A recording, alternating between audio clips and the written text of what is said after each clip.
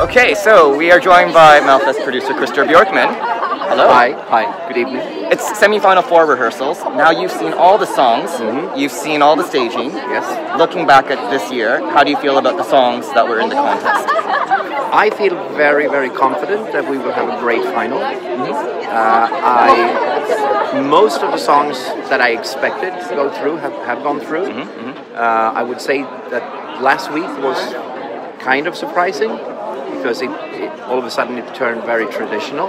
Right, instead of the more newer songs that have been invested. And I didn't foresee that one because the people had voted very modern in the first 2 weeks. Yeah. But then it came like a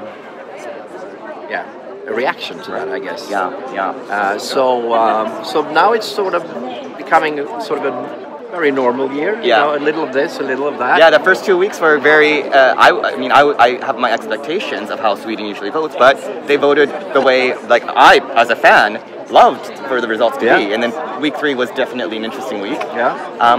And this one we don't know yet. Yeah, this is a tough heat. I know, a lot of really good melodies. I know. How did that happen?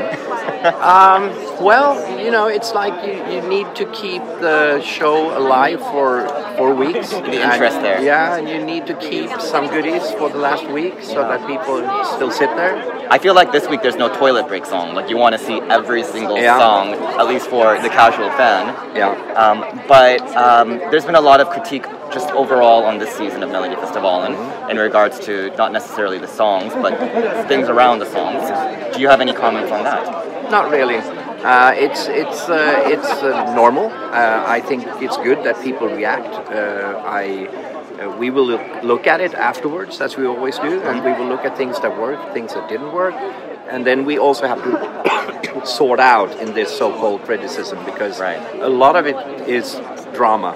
You know, it's part of the deal. And if you can't complain about the songs, you need to find another angle.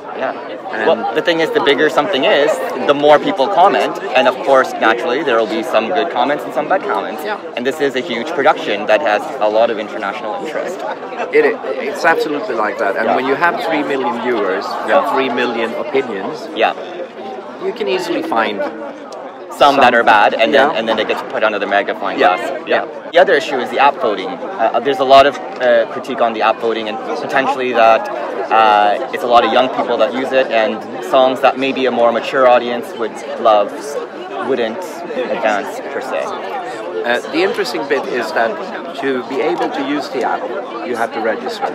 So we know every user, we know their age, we know if it's man or woman or else. So we know that 50% are definitely young people, but 50% are 20 or older. So it actually is the same percentage as it used to be with the televoting. So it really resembles the result of the televoting. But just more interactions. Yes, it's just more interactions. And when we compare the televoting that is still there to the app voting, it's actually the same result. So nothing has really changed with the app, except that it's free. Which is good. But as you said, there might be changes coming in the future. You never know. There's always changes happening. And I would say that my only concern, which I'm thinking a lot about now, is that what we really need to secure is that songs that are good for Europe don't get lost before the final. And that is something that we will look very closely into. Because there are a lot of songs that become successful with the international crowd, but perhaps don't even go to Under Hansen, which is kind of saying that, well, this could have been a Eurovision winner, just because, and it didn't get a chance to go to the finals.